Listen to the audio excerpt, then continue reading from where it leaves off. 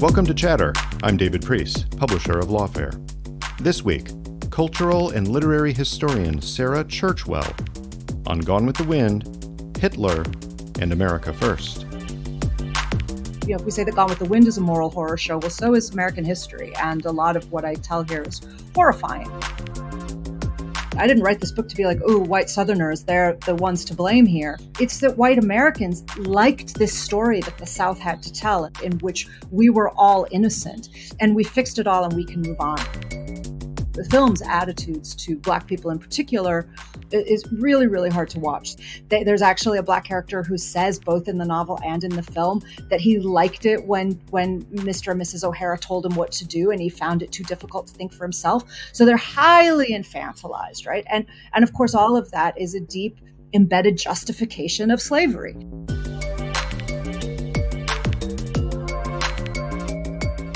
Sarah Churchwell, welcome to Chatter. Thank you so much for having me.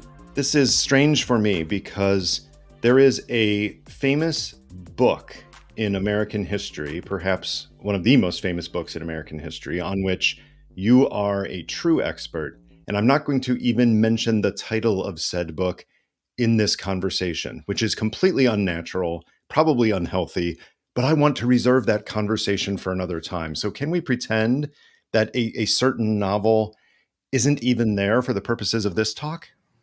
I'll do my best. I have a bad, it'll be character building for me because I have a bad habit of importing that book into literally every conversation that I have. So I will do my utmost. You sound like someone who has just finished their dissertation, gotten their PhD. It doesn't matter what the conversation is at the cocktail party, within about 2 sentences, there's a way to weave back to the theme of the dissertation. It so always true.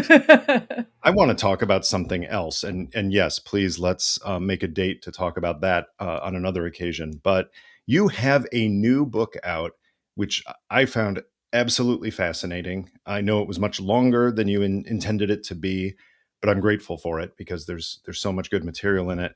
And it is about really two things that intersect heavily. One is the top grossing movie of all time, Gone with the Wind, but also about the mythology, the American experience, the cultural history of everything from the Civil War, Reconstruction, the movie, the Klan, up to and including America First and the Make America Great consciousness of the past several years. There's a lot to deal with there, but I really want to start with your initial plan for this. You had initially planned, if I recall, a short book or even maybe long articles, simply building on some of the stories about Confederate monuments and building in the Gone with the Wind ideas. Tell me what that conceit was, and then how it is you discovered there was way too much to break down to limit it to that. Yeah, absolutely. Thanks so much, and thanks for having me here. It's really a pleasure to talk about this with you. And also, you're only the second American interviewer that I've talked to about this, and it's such an American topic that What? it really is. Yeah, so far. That's I mean, the real book's just shock. come out, so but hopefully there will be more. But it is. It's. I've tried to write it in a way that will interest people all over the world. But it's a deeply American story, and it's a deeply American experience that we're engaging with here because it's really a book about cultural memory, and that's kind of what it expanded into being about. And so it is special. There's a different level of conversation that you can have with other Americans about it. But so yeah, as you say, I originally conceived of this as a short book. I've learned I don't really write short books. I should stop pretending that I will ever write a short book. I don't think it's in me. Your editors must love you. Yeah, exactly. Like, oh God, there she goes again. But because I first started thinking about it in 2017, back almost exactly 5 years ago. In fact, as we speak this week, people have been honoring the 5-year anniversary of the events in Charlottesville, the terrible protests, and then, I won't call it a riot exactly, but that led to the death of Heather Heyer. Right. And that was, for so many of us, so many people around the world, a wake-up call when, of course, Trump famously refused to condemn the neo-Nazis and the white supremacists and said that there were very fine people on both sides. And I think for a lot of observers, again, nationally and internationally, there was a sense that Trump had shown his true colors for the first time at that point, where he had, as we now say, said the quiet part out loud, and up until then it had been encoded. Anyway, so it was a real kind of landmark for a lot of people. And as it happens, I live in London, and at the same time, there were conversations there, and still are, similar, very, very analogous, ongoing conversations about the end of empire and about bringing down statues in the United Kingdom to people who either were direct enslavers themselves or who profiteered off of enslavement, through the triangle trade, right? So it's very much an Absolutely. ongoing conversation in post-imperial cultures.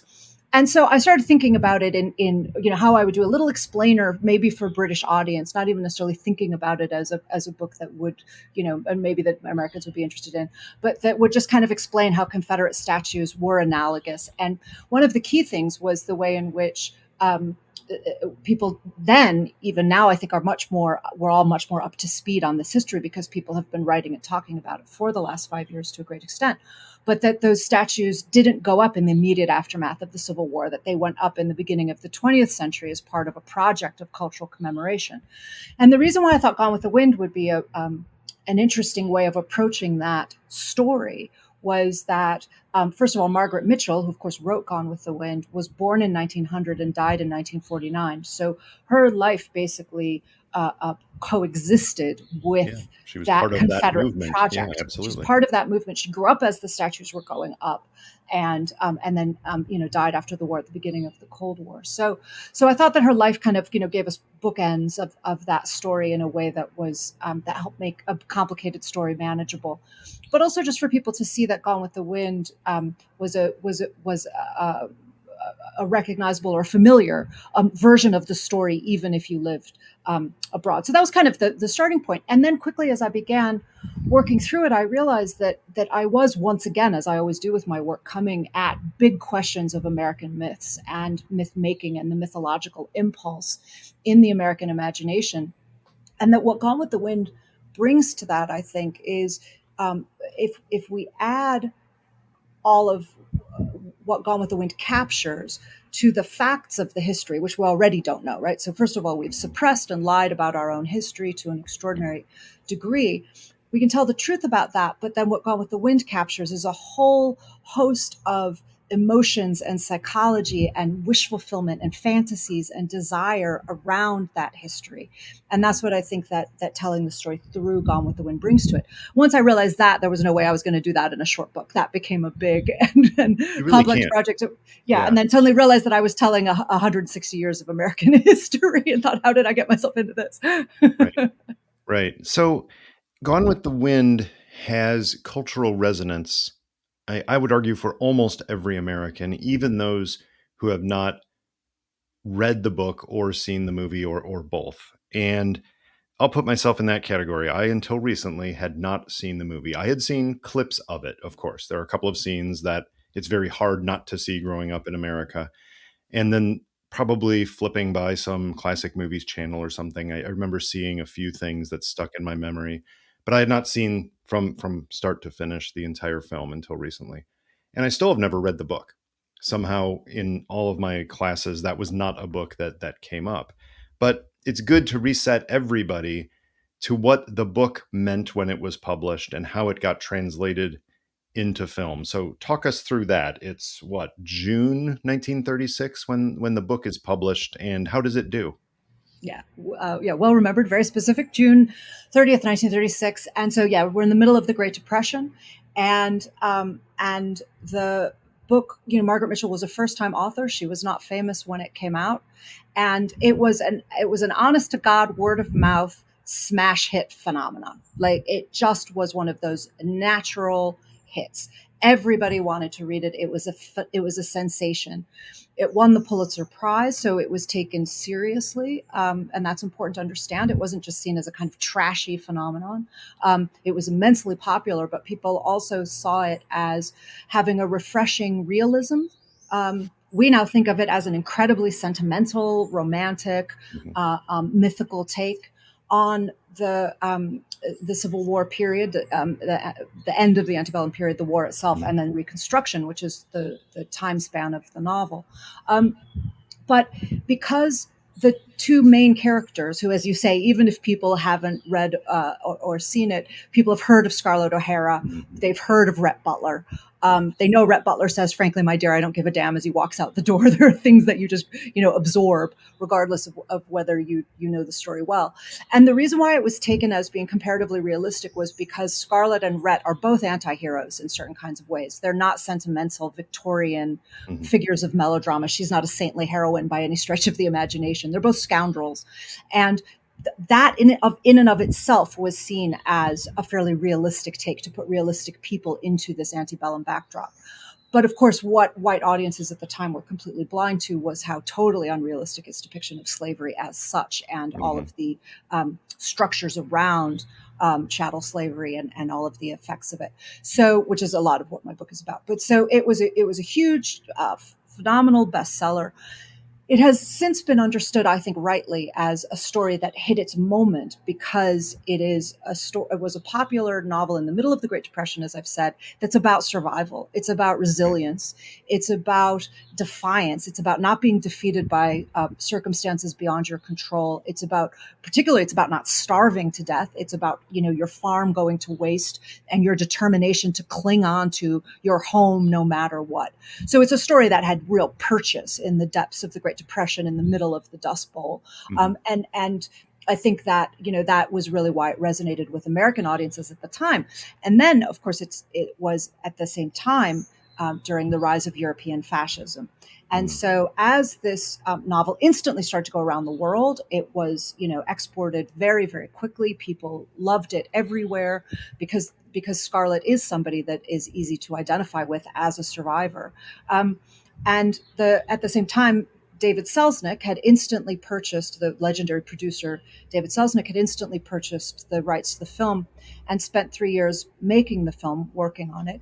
And he had a real knack for publicity in a way that we would recognize now. So he had this whole publicity campaign around the search for Scarlett, that he was going to find the perfect actress to play Scarlett O'Hara. And that helped build all of this publicity and hoopla and interest in the And film. leading actresses wanted the role, right? Every This single was one of the them. this was the get. It was the part. Yeah. Betty Davis was desperate for it. Katharine Hepburn wanted it. Joan Crawford wanted it. Everybody wanted it. Every redhead in town and lots who weren't redheads wanted it. Um, and Scarlett O'Hara has dark hair anyway. But and the yeah, everybody, right? Everybody wanted it. Betty Davis was given a part that she did win an Oscar for in Jezebel as a trade-off because she didn't get it. So yeah, so they were all trying for it, and of course it eventually went to Vivian Leigh, who was an unknown at the time, and this was her star-making role. Yeah. But so when the film came out 3 years later, and I think sometimes people don't realize how close they were. That the book was 36, the film is 39. It came out at the very end of 39 and went across the country at the beginning of 1940. Of course, by that point, the war had started. So the Second World War had begun. America hadn't yet entered it, but Britain had. And in fact, Leslie Howard, the actor who plays Ashley Wilkes, who Mhm. was British, he was British Jewish from North London, and he instantly returned to join the Royal Air Force. And he was actually killed flying over Germany a few years later. So it was the war was happening, and at that point, the novel internationally became this story about survival of war and of occupying forces, and a story about resistance and defiance. And so it continued to find audiences from the Depression through the Second World War because of the ways that its themes resonated.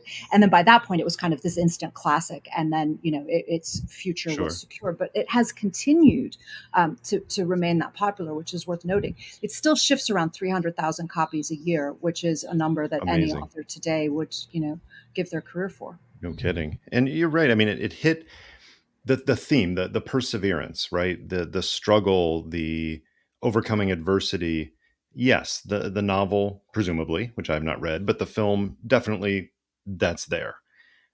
And then there's a whole lot of other stuff that's there that audiences at the time either didn't care as much about, or they were willing to accept because they didn't know better, which is not an insult. It's just the matter of the way history was being written at the time about the time period. Also in film, you had not seen something quite this epic before. Yes, you had other things that had done amazing scenes, but even a modern audience watching Gone with the Wind now can look at some of the cinematography in the mansions and certainly some of the scenes of Atlanta on fire, and it's recognizable. And you have to go back and realize this was the 1930s. They didn't do things like that. You can see why film critics say that it's an important movie. Where I have trouble is critics saying it's a great movie, because I got to be honest, Sarah, I was cringing through most of the movie. I found it both personally distasteful in terms of the character of Scarlett O'Hara. And yeah, she's persevering, but you can persevere for a lot of the wrong reasons. And also just the way that it portrayed the interactions between the enslavers and the enslaved. So let's jump right into that. It's, as you write, a globally influential tale about the American Civil War that manages to miss the entire point of that war. A 1,000-page novel and then movie about enslavers busily pretending that slavery doesn't matter. That's a harsh indictment for something that many film critics consider one of the greatest movies of all time. Help unpack that. Mhm. Yeah, I mean, I really like the distinction you made there between important and great, and I would agree with it. I mean, I grew up with the film of Gone with the Wind, so I'm more influenced by it, and it's harder for me to get distance from it because as a kid I loved it so much.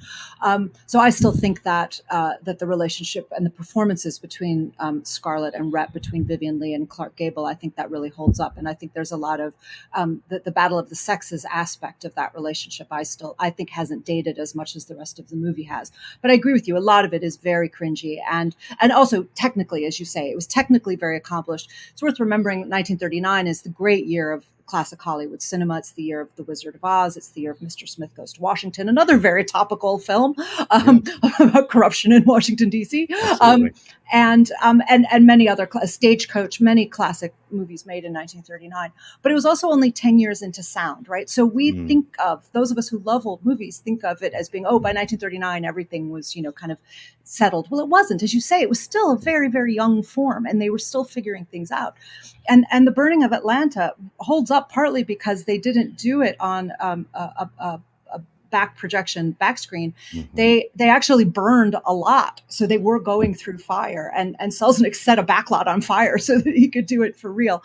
So it's not it's not kind of dated special effects or anything. A lot of it really works. But yes, as you say, the problem with it and why it has dated very rapidly, I think it held up basically through the 80s and 90s, and people still enjoyed it. Mm-hmm. And when I say people, I mean not only white people. To be clear, I've spoken to a lot of African Americans who've talked about their own conflicted relationship with it, and that they found it enjoyable, even though they also found it cringy and racist.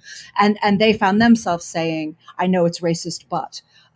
So it's a complicated viewing experience for Americans from many different backgrounds, and so I'm not making sweeping statements about universalizing a white American perspective when I say that Americans broadly seemed to keep enjoying it, although in complicated ways, through the 80s and 90s.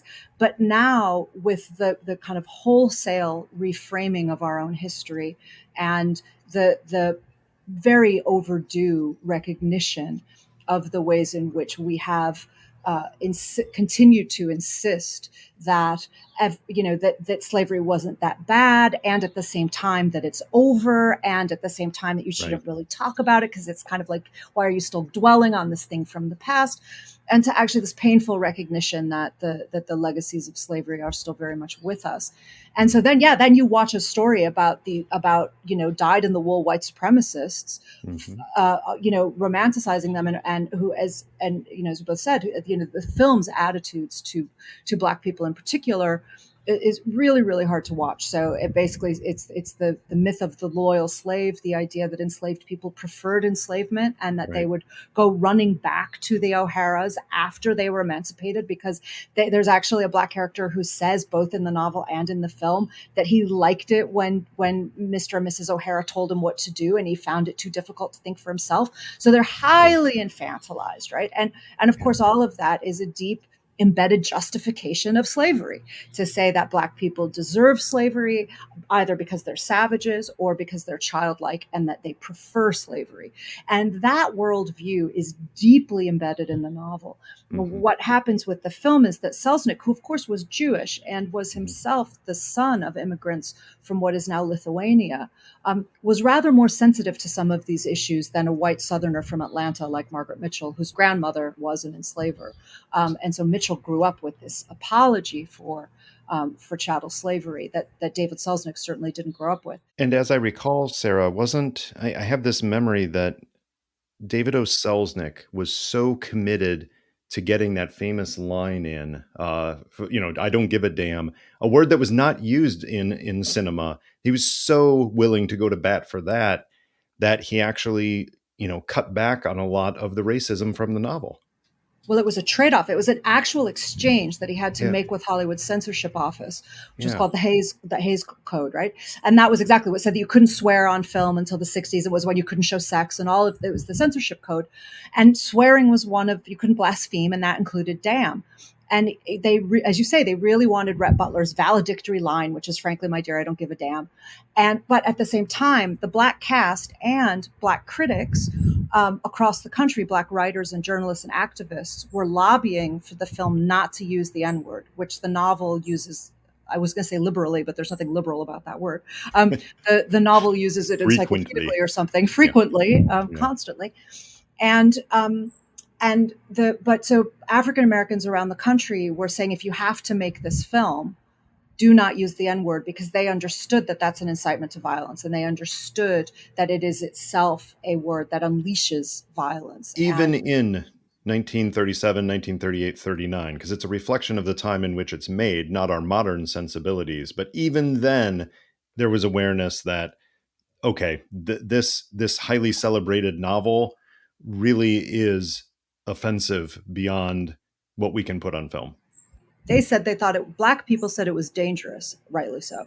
They said it would be dangerous to Black people. They said it would incite a lynching holiday. Remember that in the 1930s, Black people were still getting lynched in 1936. There were terrible, brutal Yeah. stories of what was called spectacle lynching. Right, Claude Neal was lynched in Florida in 1936 or 37. Anyway, in that period, and so it was an ongoing. Violent trauma for Black Americans. And they said this film is an apology for this, and it is going to incite lynching. There was also called lynching orgies. They said it was going to incite a lynching orgy across the United States. And in particular, they were focused on the N word, which they described as the N word. They were already euphemizing it, and they described as a hate word. So absolutely, this is not our, as you say, not our importing our modern sensibilities onto this. This is Black activists at the time recognizing the danger and fighting it, and the Black cast. So Hattie McDaniel, who plays Mammy, Scarlett's nurse, who would, of course, become the first African American actor to win an Academy Award for her performance of Mammy. She actually, behind the scenes, led the fight to Selznick to keep the N word out of the film. She and Butterfly McQueen, who played Prissy, one of the other enslaved women, and they said that basically they would play the parts as written, and they are minstrel caricatures, but that they would play the stereotypical parts as written, but they wouldn't use the N word, and they didn't want it in the script. And so Selznick eventually he did a straight exchange with the censorship office because the N word was also censored.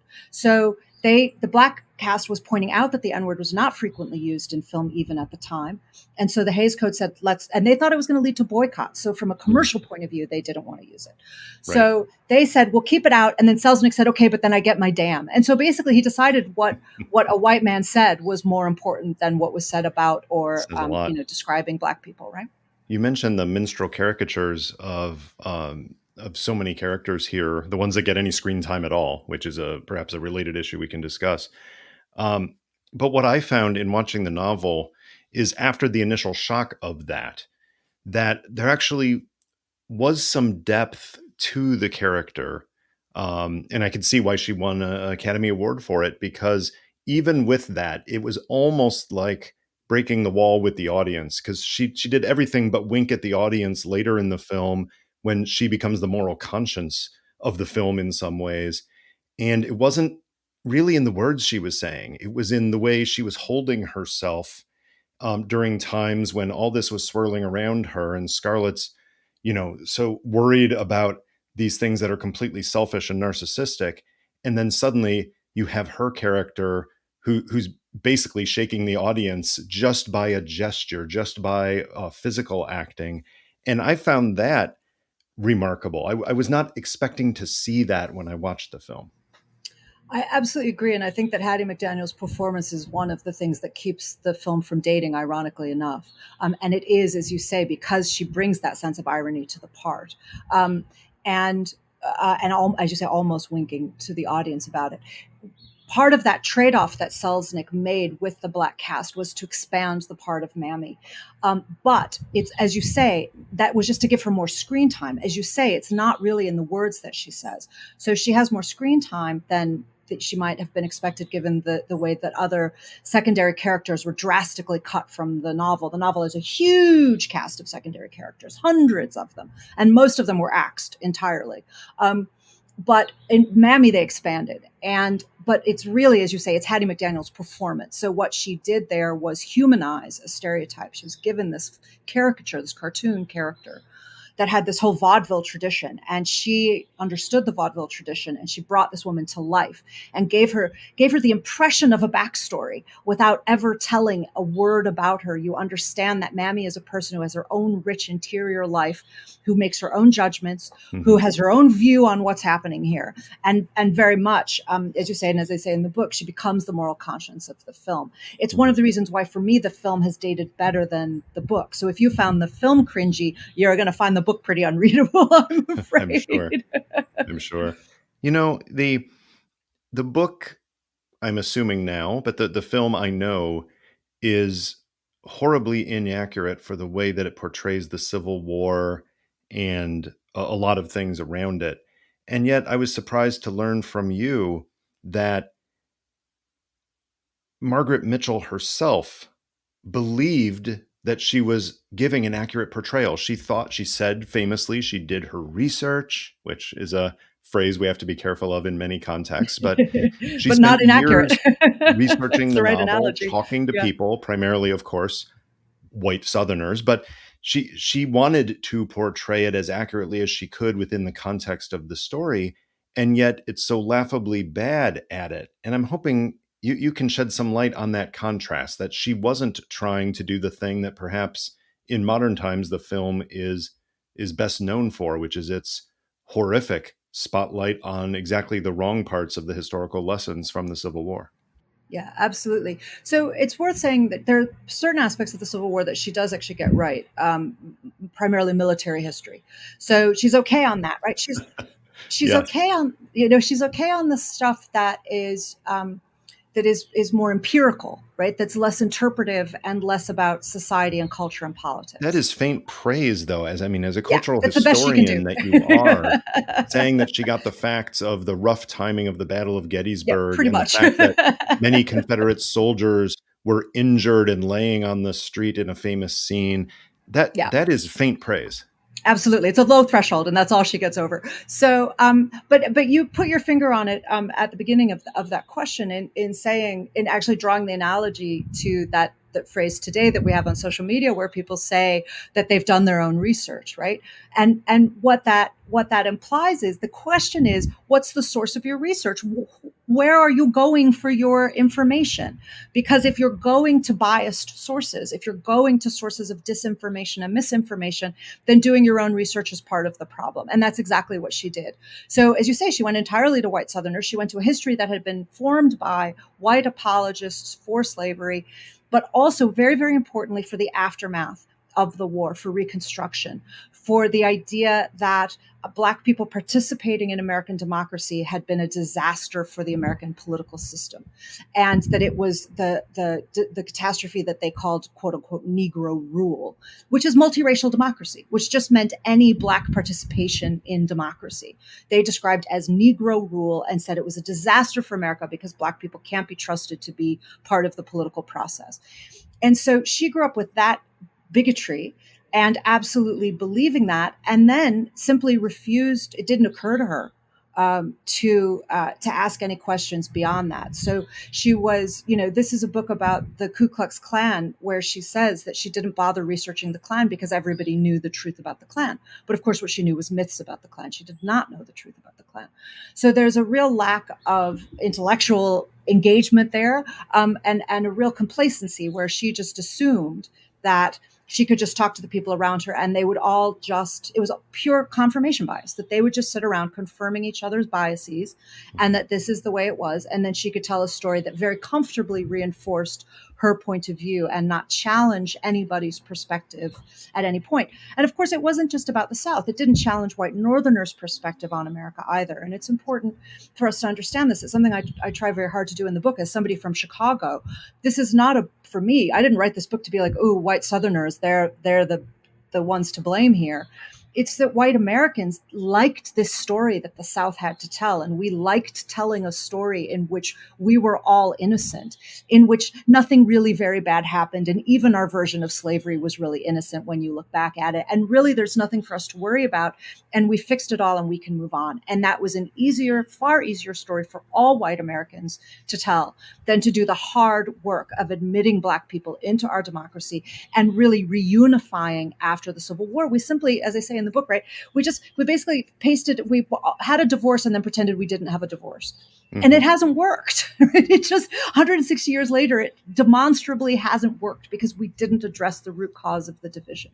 And one of the things that surprised me about this was that at the time that critics basically not only accepted this by and large, and obviously there were some who did not, especially in the African American press, but many prominent critics not only accepted this, but praised it. There was one review that you write in your book, and I found myself just jaw dropping at the time and wrote "wow" in the margins, because the critic wrote that Gone with the Wind is better than objective history, for it has a reality that history can never achieve. Wow. I mean, that to me says so much about, not about Margaret Mitchell necessarily, but about the times in which the film was made and released, and its intersection with a lot of themes about what was going on in America, including what you just mentioned, this mythologizing of the Civil War from the perspective of the enslavers themselves, that somehow Scarlett O'Hara is the real victim in all of this. That the critics didn't see through that really surprises me, because you have to think that there were some critical thinkers at the time, and instead of thinking about this critically, they were solely focused on other issues and allowing that backstory and that history to just sweep over the country. Yeah. So I'd say, a couple of things about that. One is that it's a deeply gratifying story for white people, right? So it, as I said, it makes life easier. This story about white victimhood is really kind of central to what I'm trying to do in the book. And one of the things I'm arguing is that I think that Gone with the Wind captures the genesis of that myth of white victimhood. Which I think did begin after the Civil War. And this idea, as you say, that Scarlett is the real victim, that white people were the real victims here. And that's certainly a story that we still see. That's certainly, an attitude and a motivation, a motivating force behind a lot of our politics right now, is white people saying that they're the real victim of movements to racial equality and to economic equality or social justice. And I found that really exemplified in the scene where Scarlett O'Hara is back at Tara, and she's actually out in the field under the sun, and their hands are actually dirty and hurting. And I think the scene was meant to convey this feeling of, oh no, poor Scarlett, and these women out there working in the fields. And instead, you're just shaking your head at the absolute blindness of what the overall point actually is. And I don't get the sense that critics even understood that bigger picture.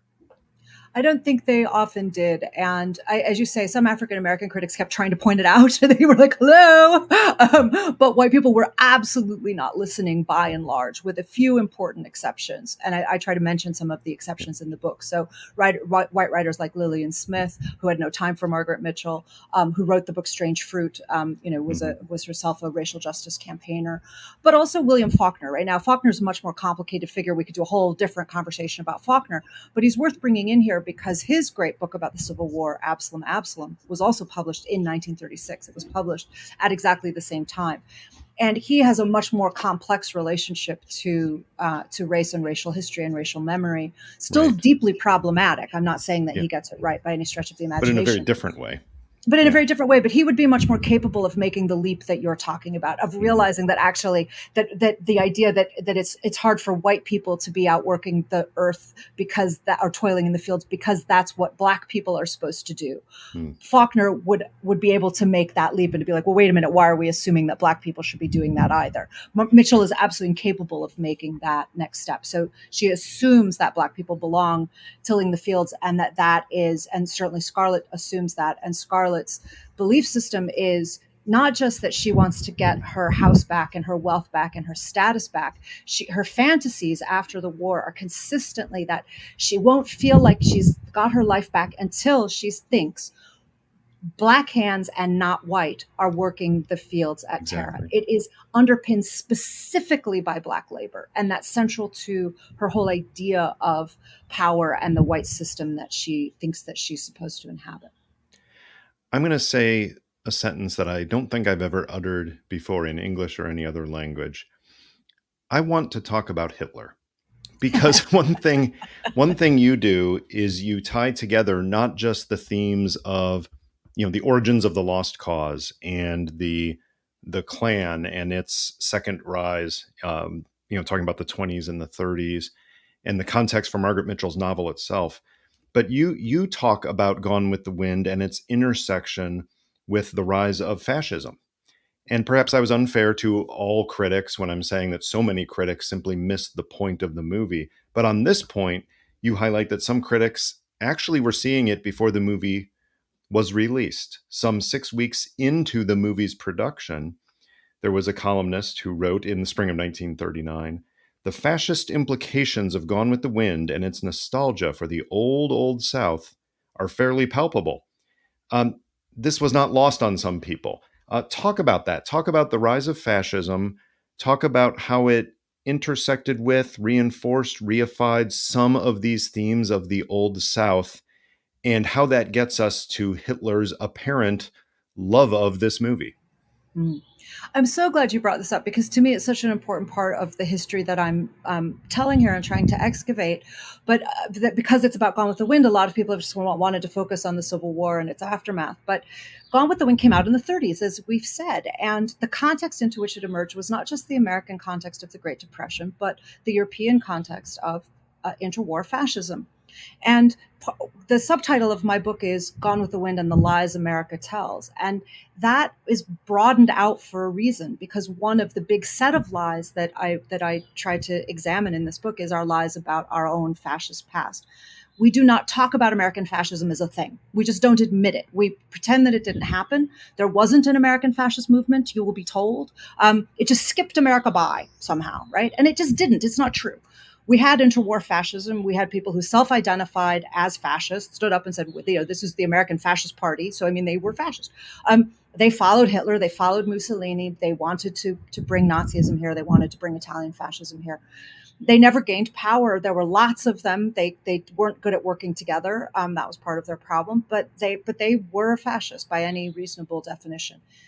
And part of what I want to get at here is what an American fascism would look like, and the problems with defining fascism and thinking about fascism, because of course that's very much a part of our ongoing political debate, where people now say, well, it's ahistorical to talk about what's happening now in terms of fascism because America didn't have a fascist movement. Well, it's just not true. So what we're seeing, in my view, and I will say that what we are seeing today, in my view, as an American and as a cultural historian, is a resurgence and reinvention of the American fascism of the interwar period and what that looked like. And what it looked like intersected with Gone with the Wind. And people recognized at that time that the kinds of mythical narratives that Southerners and white Americans in the North to a lesser degree, but that Americans liked to tell about American democracy had very, very striking parallels with the kinds of stories that Hitler was telling about Germany and indeed that Mussolini was telling about Italy, that they were about regenerating the land. They were about, when we talk about Hitler, we talk about a Herrenvolk democracy, right? That the Yeah. pure folk, that the real people are the Aryans in Germany, or in Nazi Germany, are the real Germans, and that they are the ones who can run the country, and it's a democracy, but only for them, Right.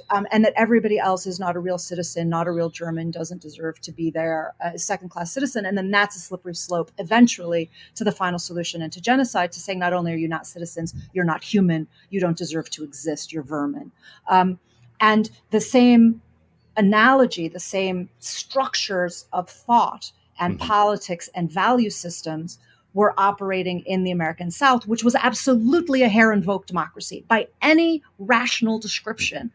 The Jim Crow South was a Herrenvolk democracy in which only white people were allowed to vote. Black people were suppressed; their vote was suppressed. They were not able to vote in any functional way or in any collective way that would move the needle politically.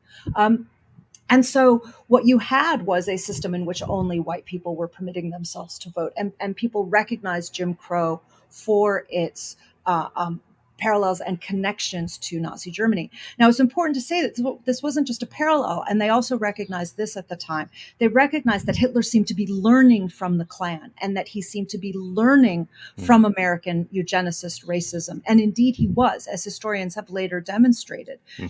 They drew up the Nuremberg race laws based on the American laws of hypodescent, which we know as the one drop rule, right? And in fact, the Nazis said that the one drop rule, which of course said that one known African ancestor made you legally black, Hmm. the Nazis thought that was going too far.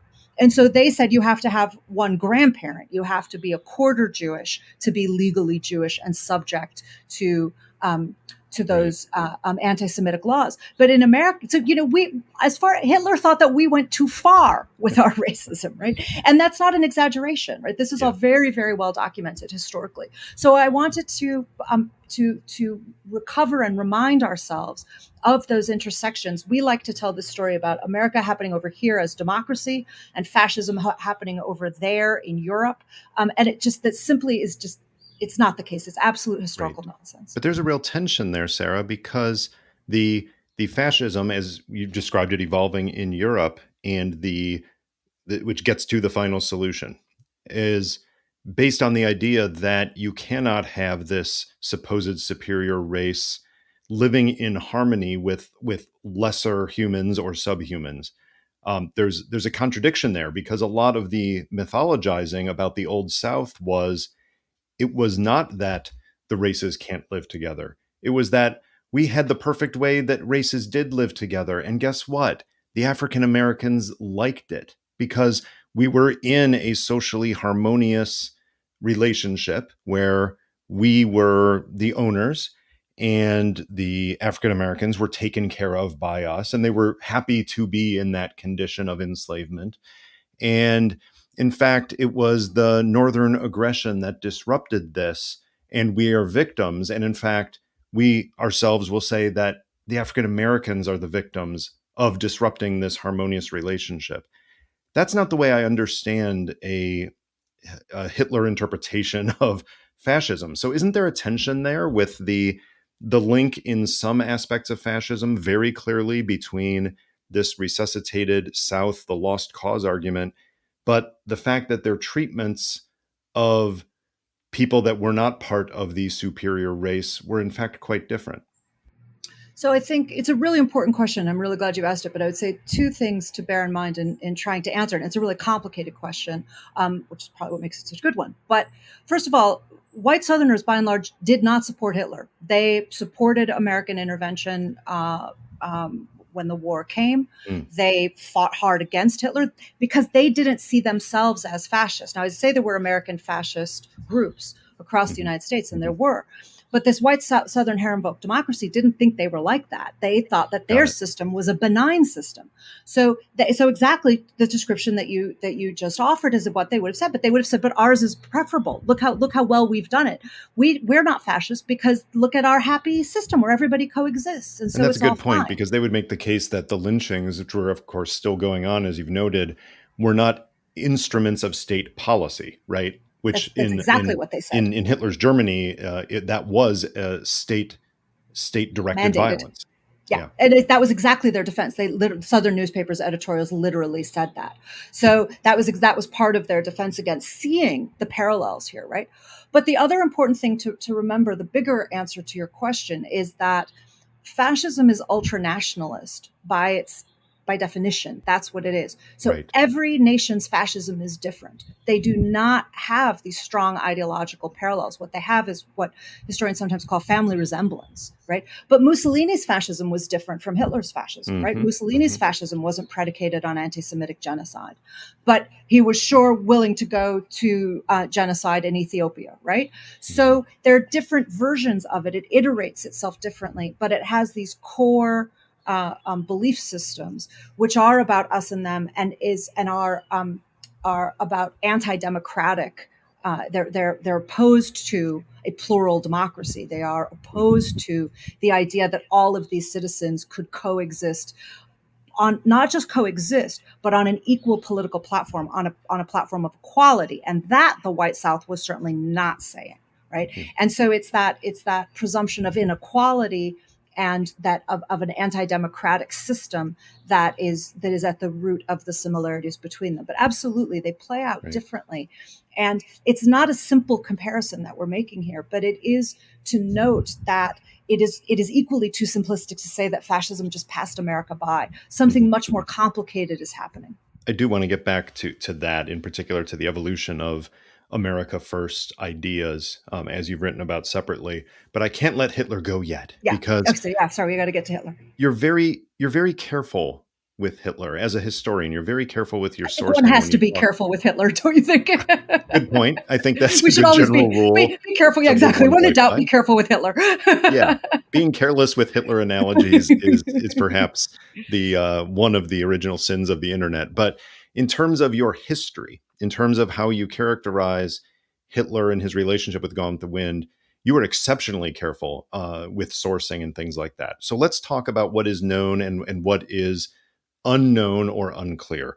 It seems known that Gone with the Wind as a film was very popular in Germany. We know that it actually did very well and received a lot of positive reviews, in part because of its depiction of this, relationship between black and white Americans in a very well defined patriarchal system.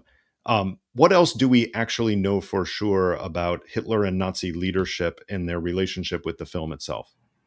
So we don't know anything for sure, in a sense that it's not been disputed or questioned in some way. But what we Mhm. have are multiple sources Yeah. who of more or less validity, who are all saying in different ways that the Nazi leadership watched the film, and there are different reports that Hitler enjoyed it very much.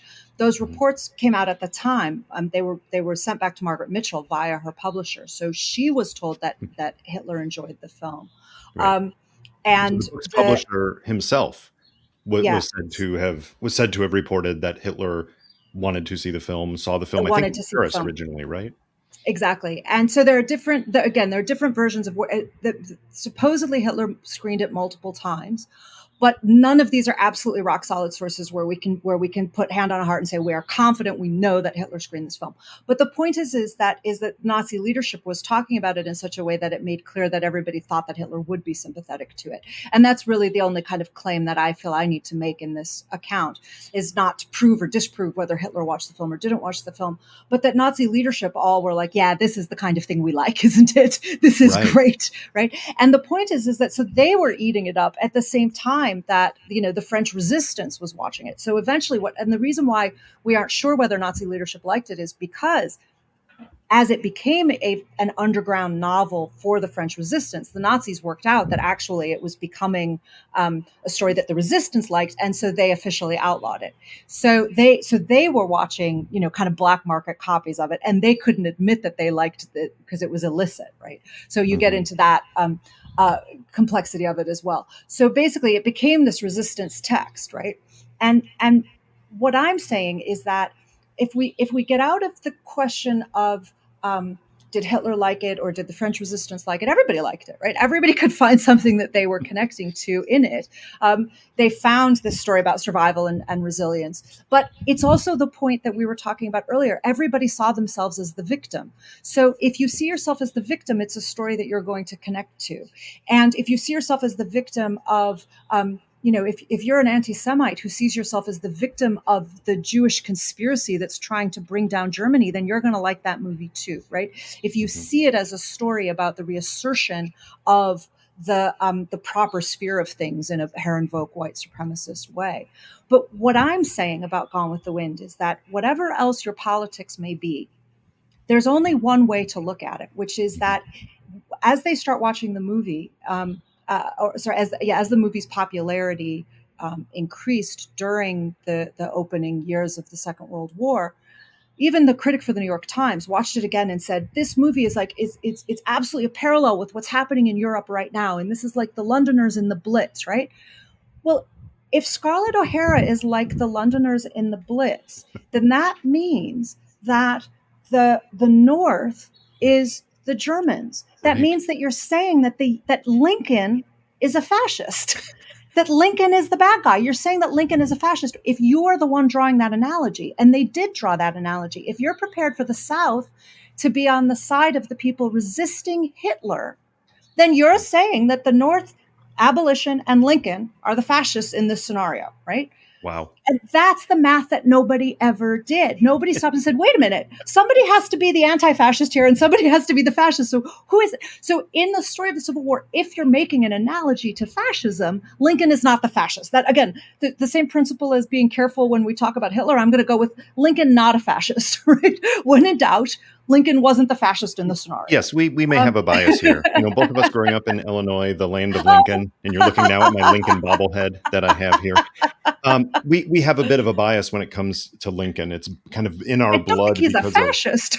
our schools. But even in schools outside of Illinois, I don't think there is the point taught in school books that Lincoln might have been a fascist. It just doesn't come up Exactly. that way.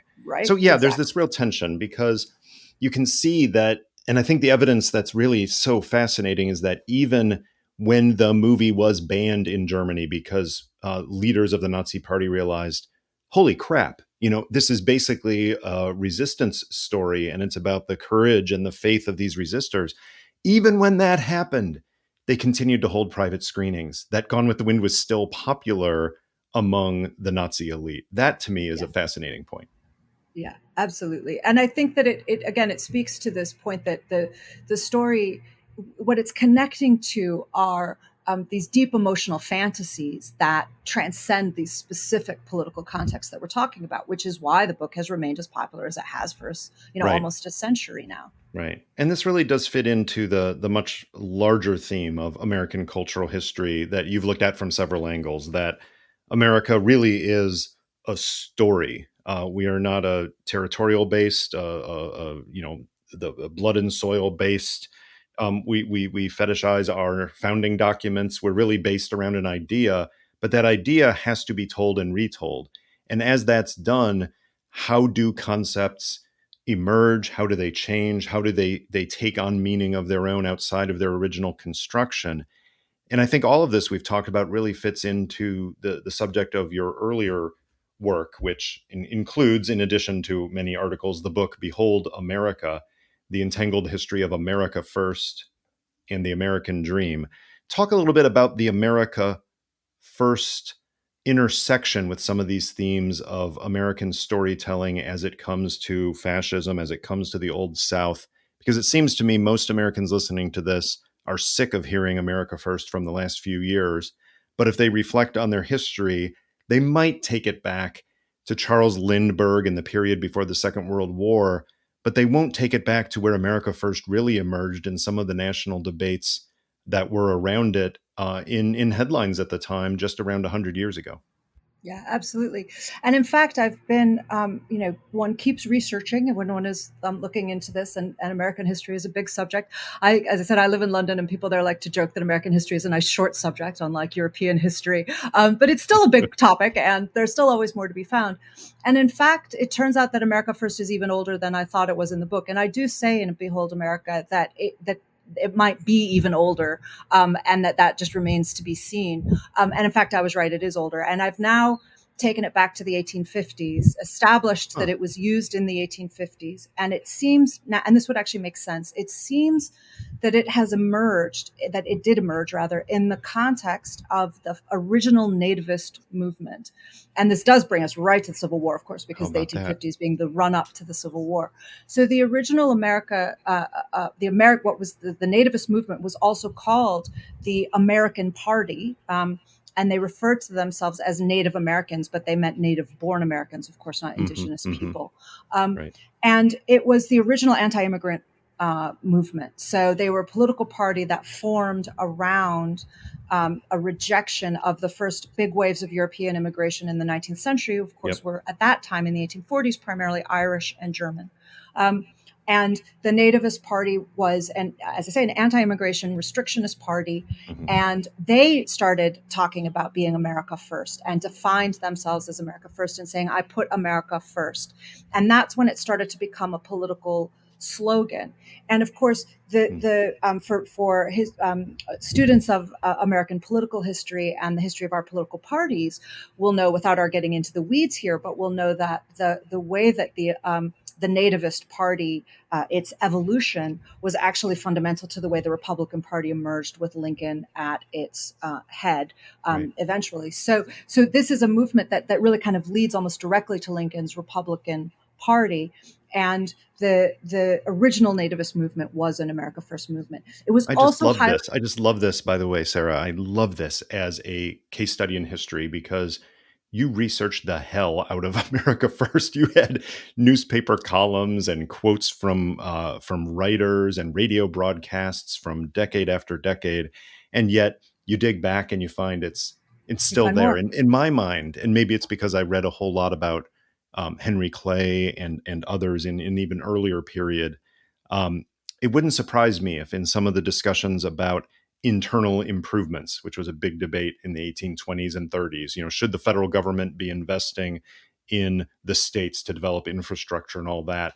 Somewhere in my mind, from the research I was doing for my second book, where Henry Clay has a role, is it wouldn't surprise me if the phrase America First was actually used in some of those debates as well, in Mm, a yet different yeah. context that then had others build upon it in ways we just haven't dug into yet.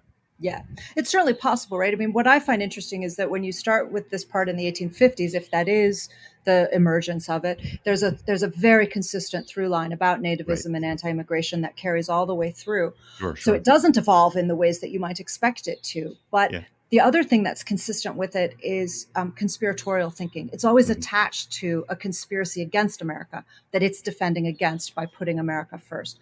And so originally it's the anti-Catholic, the anti-papist conspiracy theories of the 19th century, which sound a lot like the anti-Semitic theories of Mhm. the turn of the 20th century. So they had an equivalent of the blood libel. They said that that Catholics were eating babies, or I can't remember what it was. But so basically, it's Pizzagate and QAnon. It's always about your conspiratorial They're the enemies through killing line. children. Yeah. They're always killing children, Mhm. and we have to put America first, right? And so that story is actually, as I say, is kind of remarkably consistent as America First is used as a political slogan. Now, it's also worth saying that when I say it emerged in the 1850s, it certainly didn't take the country by storm, right? So it didn't really become a thing until about 100 years ago, the beginning of the 20th century, and that certainly remains the case. It's just finding earlier traces of it and realizing that Yeah. here is this kind of prehistory of how it emerges into the conversation. Right. It's fascinating that by, I think it was 1916, the presidential election had both candidates using America First slogans and using it primarily for kind of building into this theme, this 100% American, that and it's basically, it's not even a dog whistle at that point. You're one step closer to just putting it right out there that Yeah, we're talking about the fact that you may think we fought that war about equality under the law, but we didn't. Maybe we ended slavery, but we certainly don't think that all Americans are equal. And America First came to really symbolize that for people of very different political persuasions, didn't it? Yeah, absolutely. And it came to say that it was what really started to imply that there were real Americans and unreal Americans, that there were second class Americans, and that immigrants were somehow lesser Americans, or that they were accused of the canard of dual loyalty that also Jews and Catholics have often been accused of, that they're not really loyal to America. They don't put America first. And as you say, both presidential candidates, Wilson and his opponent, Charles Evans Hughes, in 1916, both ran on America First platform. So you were voting for America First in 1916, whether you liked it or not. And they were both in different ways running on an isolationist platform about keeping America out of the war in 1916. So it's already becoming associated with these ideas of isolationism and protectionism. And then by the early 1920s, I mean, Harding ran on an America First platform. He became president on that basis. And by the early 1920s, it was absolutely ubiquitous. You could not get away from the phrase America First. But I'm glad you brought in this idea of 100% American, because I think it's Mhm. really important too. Of course, it ties in intuitively with the one drop rule, the idea Yep. that there are percentages here about how American are you, and that it can be measured, and that it can be measured biologically or racially or ethnically. But also that, yeah, that it's the standard test of a loyalty test, right? And actually, yesterday, as it happens, I was researching the author that you've said I can't mention in the book that we're going to mention in another conversation. But it really, all roads really do Don't lead make me there. bleep this But out. I won't make you bleep it out. But I was reading a popular 1919 magazine called The Smart Set, which some of your listeners will know, which was basically the New Yorker of its day. And it had a quiz that was I couldn't believe it. It was so a quiz that you could read today. It was a satirical, "Are you 100% American?" And it was a quiz, and it was give yourself a point for, and then it was all of these kinds of, it was like, if you tear up when when you see the flag, but also if you hate immigrants, give yourself 5 points. And Ooh, so it was very much it was a liberal, it was oof. H.L. Mencken having a go at people who thought that they were 100% American. So now I want to share that. I'm going to email you that test afterwards. You can take it, Yeah, see if you're we'll link to it in the 100% show notes American. too, as Yeah. important as it is. It Well, I mean, probably. it's a joke. No, even at the time, it was a satire, right? So it's making Oh, fun it of was a that decision. satire. It was a Okay. satire of it. Yeah, yeah. Because I can imagine that in some internet forums today, exactly the same way, not as satire. Exactly. Well, this was satirizing the fact that it existed in an Sure. unsatirical form, right? Right Yeah. on. So Complicated. trace for me the evolution of America First, because yes, people tend, I think, many of our listeners are aware of the America First isolationism, World War II, the fascist friendly Charles Lindbergh, things of this sort. But then during the Cold War, it I think there was this great cultural feeling like, oh, we're done with that. We are engaged in the world. Everybody's on board. And then it wasn't that long ago that suddenly we have the what often is called the alt-right starting to bring back America First and many of the same phrases with similar, if not identical, meanings to some of its darkest points in American history. But what is that through line from 1916 in the 20s to the early 1940s and then suddenly resuscitated in and around 2015, 2016, 2017? Well, one of the important through lines, unfortunately, is the Ku Klux Klan, and they became a real caretaker of the phrase. So they appropriated it in the 20s. They actually tried to copyright it at one point. They claimed that they had copyrighted it. That's how much they wanted to identify themselves with it. They marched with banners saying America First. People will have seen photos that are circulating around the internet there's a famous one of a women's march in Binghamton, New York, in upstate New York, of women holding an America First, women in Klan costume, I should say, parading and holding an America First sign. And there are other images around that you can find. And then, as you say, the war really brought America First into disrepute because it had been so closely associated with Lindbergh, with isolationism, with arguably Nazi sympathizing, certainly with appeasement, that once America was all into the war effort, then America First became, in fact, a byword for sedition. And the people who had led the America First cause to a certain extent, several of them were, in fact, prosecuted by the Roosevelt administration during the war for seditious conspiracy. Another thing that has come back to our political conversation. So America First was sedition then too, but that was the case was no good. It collapsed. It was a weak legal case, and the whole thing collapsed, and it was deeply problematic in all kinds of ways, not least because it infringed on free speech. But the fact remains that it then culturally, in terms of the cultural imagination, it became associated with. It became discredited and associated with sedition. But there were people who still kept flying the banner for it. There was a very famous man who was a deputy of Huey Long's, who was called Gerald L.K. Smith, who, when he died, was called the most famous anti-Semite in America, which is the kind of epitaph you presumably wouldn't want, but he was probably proud of it. And he tried to reform an America First party, a political party that was officially the America First Party immediately after the war, in the mid 40s. So it kind of kept chugging along, but the Klan kept hold of it. Now the Klan also kept kind of collapsing and then reforming. The Klan has had a long problem with corruption. They have a long problem with sex scandals. They keep somehow finding themselves with these financial corruption and sex scandals. I don't really know why that is, but who can say why? Something why about the people you attract to that. I feel like maybe that might be the reason. I don't know. Speaking of through lines, the Klan keeps collapsing into financial and sexual scandals while they police the morality of everybody else. And then they reform, right? And they kept America First alive. So in the 60s, there are traces of America First rallies with the Klan. And then George Wallace was called an America First politician. Barry Goldwater, when he emerged, was described as an America First politician, taking us back to where we need to be, said his supporters. He's a real America First politician. And those were people who would have remembered the language of the 40s, of course, if they were just slightly older. So it never really died, but it wasn't a major part of the political conversation. It just sort of would keep kind of creeping back in. David Duke, of course, now probably still America's, again, these dubious distinctions, America's most famous Klansman, even though he doesn't lead it currently. But he has been associated with America First since the 70s. When he emerged on the scene, he described himself as an America First politician. When he endorsed Trump in 2016, he said, "I'm glad to see Trump standing for what I've always stood for. He stands for America First." That was part of Duke's endorsement of Trump, was around the phrase America First. Right. But the person who really brought it back into the political conversation in the 90s was Pat Buchanan, which many of your listeners will remember. But at that time, Buchanan was out of step with America's politics more broadly, electorally. And so he was just seen as this kind of paleo-conservative throwback. And his isolationism was seen as very out of step. But now a lot of people on the right are saying that he was ahead of his time and that he just did that a little bit too soon. Trump flirted with Buchanan's party.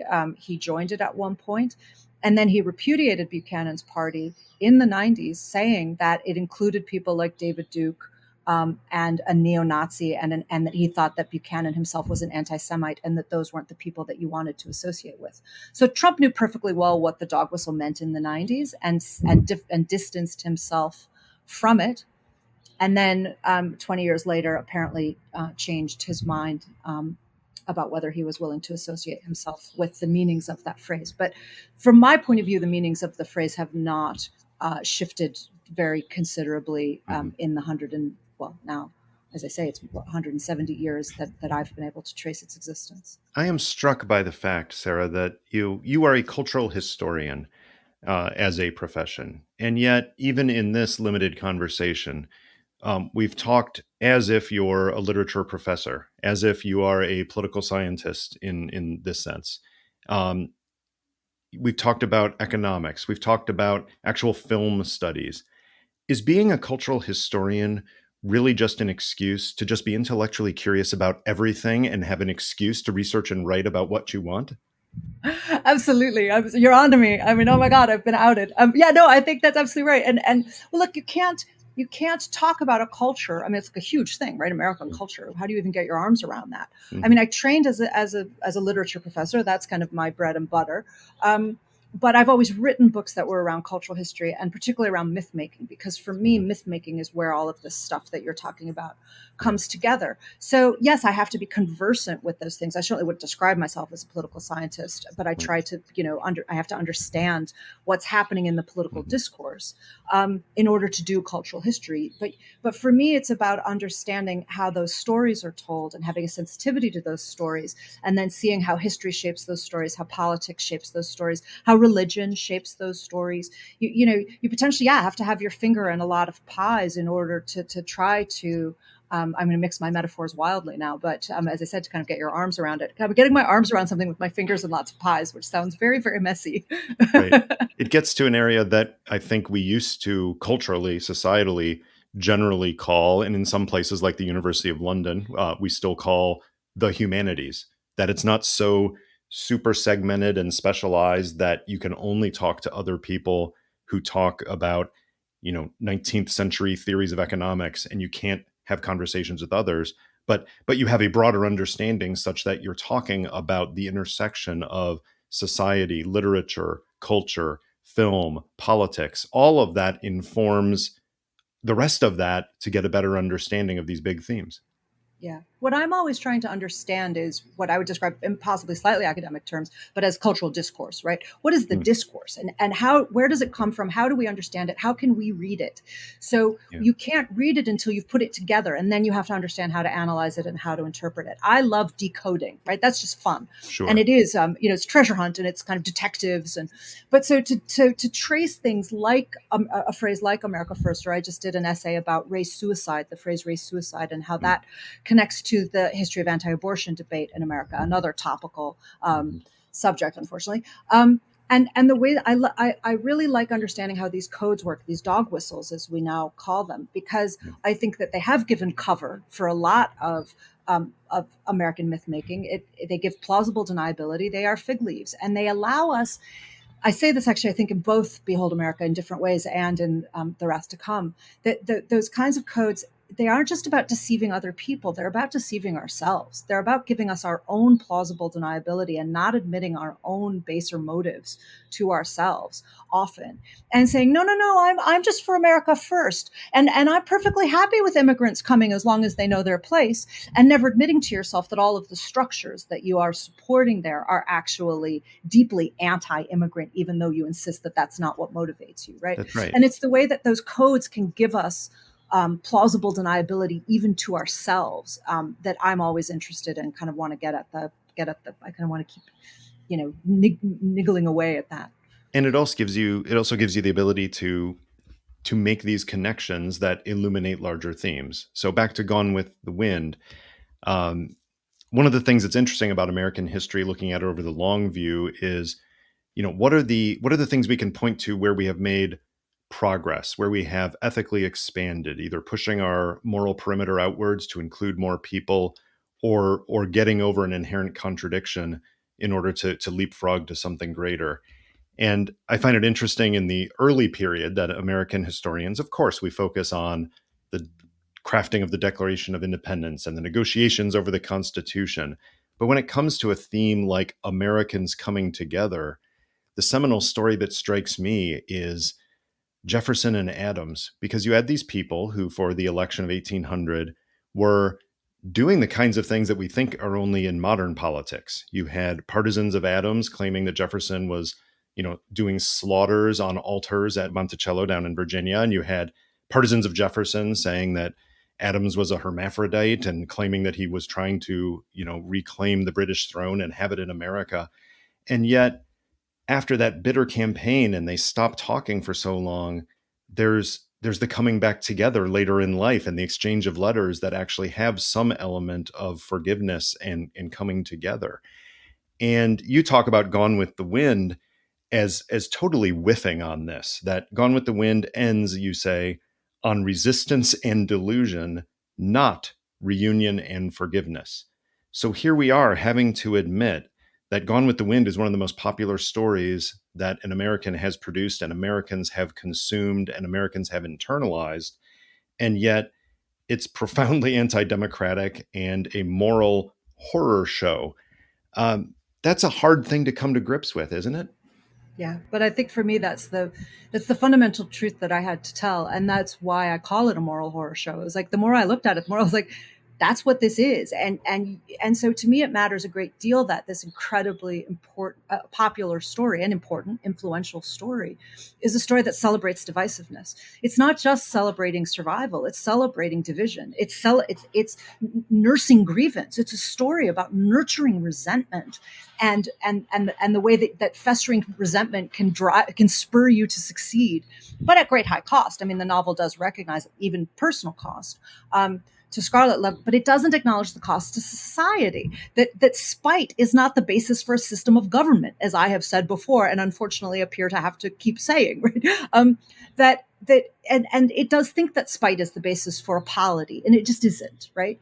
So you began that question by saying, there's this question about, have we made any progress? Have we ethically advanced at all here? Is Gone with the Wind just evidence that we're just kind of spinning our wheels? And I think that the conversation that we're having about Gone with the Wind is evidence of the way that we've advanced, because this is a conversation that white Americans Yeah. would not have naturally had in 1936 in the ways that we said But we're earlier. talking They would about it not have. now. That is They would progress. Yeah. that is progress, right? They would not have spontaneously come together to discuss this the way that you and I have just done. So, we can pat ourselves on the back and say that we personally represent progress. But I will also say, much more, much more broadly and more importantly, what I see is, people say to me, so does Gone with the Wind show that history really is a circle, right? That we just keep circling back, and we just keep circling back to the same issues, and America first again, and Yeah. the Civil War again, and we're back in the 1850s again. And I really don't believe that that's the case, not least because Steve Bannon subscribes to a circular view of history. And if Steve Bannon agrees with it, I'm against it. I just, again, one of his Good rules rule. of thumb. Yeah. Yeah, exactly. I find it a simple way to organize my life. Whatever he does, do the opposite. Um, but in all seriousness, what I see is not a circle but a spiral, and I really do believe that that's the shape of history. That is how progress works. It is not that the moral arc of history bends toward justice unless we put a hell of a lot of momentum into that spiral. But if we do, it does bend toward progress. And I'm not a Whig. I don't have a Whiggish view of history that progress is inevitable. But what I see is that it feels like two steps forward, one steps back, because it's a spiral. So we're now very much in the retrograde part of the spiral. So we're really feeling that back thrust of all of that momentum and the loss of momentum. But I think we're still finding that we're edging forward, and that we are moving ever forward to the assumption of a multiracial democracy, to the premise that the nation should be a multiracial democracy. And that is not something that most white Americans even agreed 100 years ago, right? Right. So that once we get to a point where the majority of the country says that it is or ought to be, and that actually it's a problem if it isn't, then we have made progress. We're not there yet. We are certainly not a functioning multiracial democracy, and we never have been. But we are now getting to the point where the majority of Americans believe that it ought to be, and that's actually major progress. One of the you said earlier before we began our proper conversation that I demonstrated some talent for making lemonade out of lemons, and one of the other real upsides that I find in this story is that. And I genuinely like this, right? Because there's so much horror in the story that I have to tell here. And if we say that Gone with the Wind is a moral horror show, well, so is American history. And a lot of what I tell here is horrifying. It was horrifying to me, and I think it will be horrifying to most readers. But one of the things that I find redemptive about American history is that we went from being a race-based slave state to trying to be a multiracial democracy in 5 years.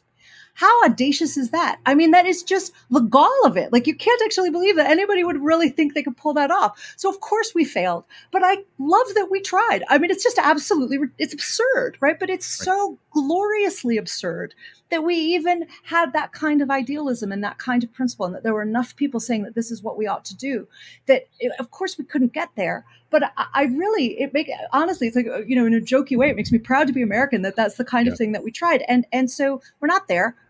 I'm not making excuses for the fact that we're not there. And I hope that's clear. And I'm not complacent about it. But I think we are driving. It's a grinding progress. But we have to see that I know that for me, and I felt that for a lot of my generation, I definitely was guilty of complacency about our democracy. I definitely thought that we had achieved certain kinds of liberal outcomes that we had simply not achieved. And I didn't understand that democracy is an ongoing process, that it's never done, that's what I think a lesson that a lot of us have learned the hard way. But part of that lesson then is that we keep putting that energy into driving it forward and into saying we will be a multiracial democracy, whether these people like it or not. And they aren't going to like it, but they're going to lose. We're going to outvote them, and they have to lose, because otherwise we lose the country, and that's not an option. So, and as a source for that energy, you have just made inherently a very compelling case in the last few minutes for why truly disturbing elements of cultural history. And honestly, having watched it again recently, I'll put Gone with the Wind in that category. Is I just find it uncomfortable and difficult to watch in large absolutely. part. But we shouldn't cancel it, because guess what?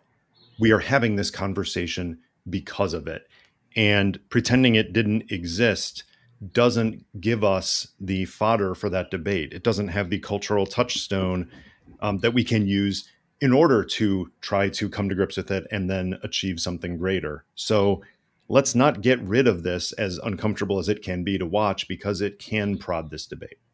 Yeah, that's certainly my view. And I think that, as I was working on this book, I was kept trying to kind of put my finger on, various problems, and can you diagnose the specific problem? And it seems to me that one of the things that I think that the story that I tell in the book shows, and it showed to me, is that one of the greatest problems in American cultural life and in our cultural history is denialism, that our capacity for denial is doing grave damage to us as a society. Yeah. And so to me, canceling Gone with the Wind would just be part and parcel of that denialism. It would be just part of pretending that bad things didn't happen. And it is a whitewashing of our own history. That ship has sailed. This book still sells 300,000 copies a year, so you can't cancel it anyway. But even if I could, I wouldn't want to, because, as you say, it is part of the complexity of our own past. And the truth is all of this complex of stuff. And we have to understand the truth if we're going to get anywhere. And we have to understand the ways in which we have denied our own histories and fought against it and lied about it, if we're actually going to get to a point where we can all come together about the reality of our society and build something that we can all live in and that we can be proud of. Right. Well, we've reached the time in our conversation where I reach into the vaunted chatterbox and pull out a random question for you. Should I be nervous? Yes, you should. Okay, then I am. Most of them aren't awkward. Let's see. Sarah, name one dead political leader from any era that we could really use right now. Oh, Lincoln. I mean, boy, do we need a Lincoln right now. Right? I mean, I know we already said that, but I think Lincoln would be aghast and flabbergasted and lots of gas words. But I'm not sure he would be able to get up to speed fast enough to get us where we need to be. But I think we need his temperament, and I think we need his commitment, and I think we need his courage. So we certainly need somebody a lot more like Lincoln than any of the leaders we currently have. Yeah. Sarah Churchwell, thanks for joining me on Chatter. Thank you so much for having me.